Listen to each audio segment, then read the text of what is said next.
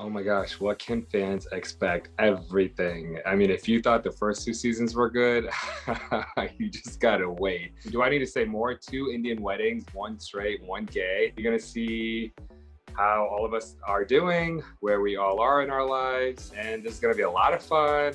There's gonna be drama, obviously, you know, with every group of friends, there's always drama, it's inevitable, but you'll see it all. You'll see it all. You'll see tears, you'll see smiles, you'll see dancing, you'll see colors. I mean, it is definitely the season to be watching. It was it was probably spanned 4 days. So many events. I mean, when I say so many events, we were just running on fumes by the end of it.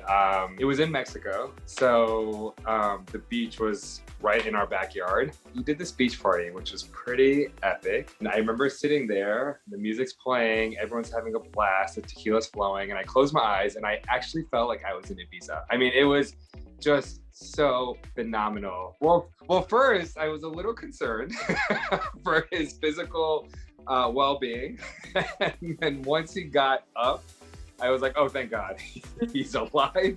He's gonna make it to that ceremony. It was, you know, Vishal's wedding was kind of like our, not trial run, obviously. It wasn't our wedding, it was him and Richa.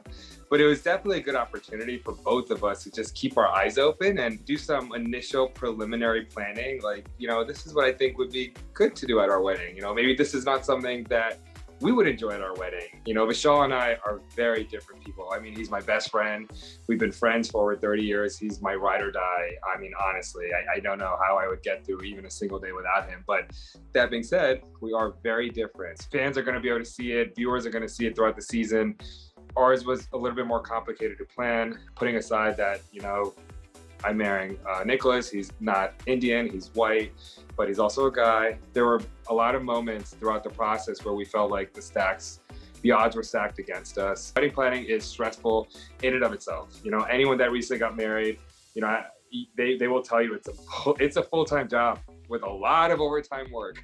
There's just so much involved, and I feel like differences between the two people getting married surface the most than they've ever surfaced before in their relationship. It's almost like planning a wedding is a true test of whether a couple will survive. Yeah, totally. You know, without revealing too much, viewers will see that we were often faced with decision. You know, when I say we, Nicholas and myself, we're often faced with decision of what to keep and what not to keep. You know, for instance, him and I both enjoy the henna. That's traditionally an event for the bride. So we don't have a bride.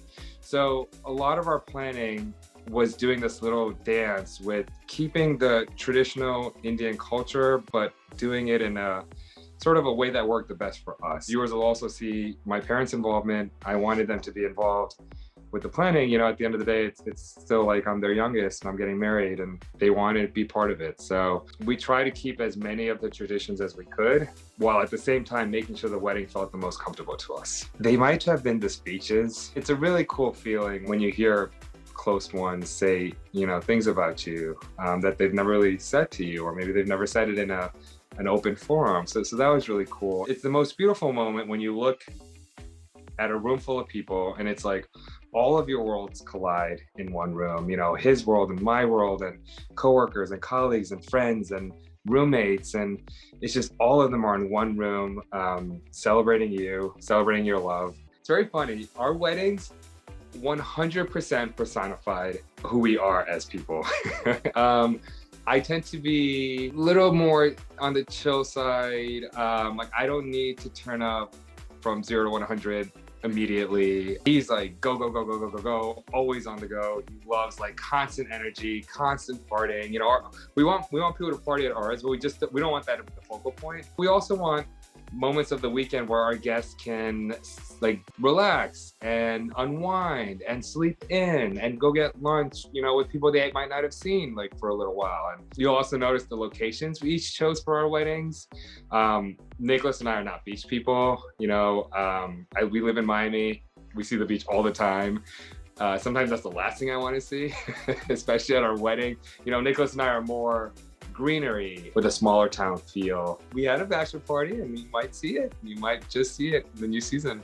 So, you know, the one thing Nicholas and I have known for sure for a long time now is that we both want to be dads. It took us a long time to get to the wedding part of our lives, to get to the being married to each other part of our lives. We know for sure we don't want to spend that same amount of time waiting for kids. You know, we don't want 5 or 6 or 7 years to go by before, you know, we start the process and we actually have the kid, because again, you know, you and I both know it's not as easy to have a kid when there's no woman involved in the relationship. You know, there are a few more hurdles we have to jump through. You know, we got to decide, do we want to do adoption? Do we want to do surrogacy? You know, if we do surrogacy, where do we want to do it? You know, do we want to do it abroad? Do we want to do it here? Who would be the egg donor? I mean, there are just so many question marks. Him and I are on the same page that we need to start the process immediately. A lot of people we've talked to that have kids that are LGBT couples, they've just told us it's a waiting game at a certain point. Picture Serena van der Woodsen from Gossip Girl. Because she kind of just disappeared.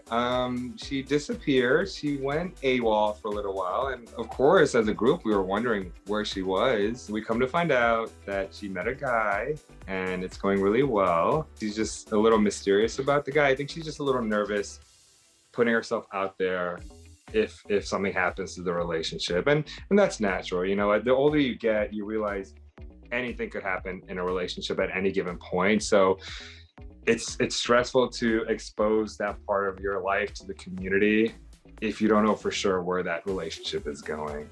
So, you know, I respect her and I respect her, how she wants to handle it. It's her relationship, it's not mine. I haven't met the guy yet. I would like to meet the guy, hopefully as soon as possible. But again, it has to be on her terms. I hope viewers from all over, you know, the country, and especially, you know, our LGBTQ viewers, I hope they're able to see it and realize that, you know, they can have this too. They can have the dream wedding.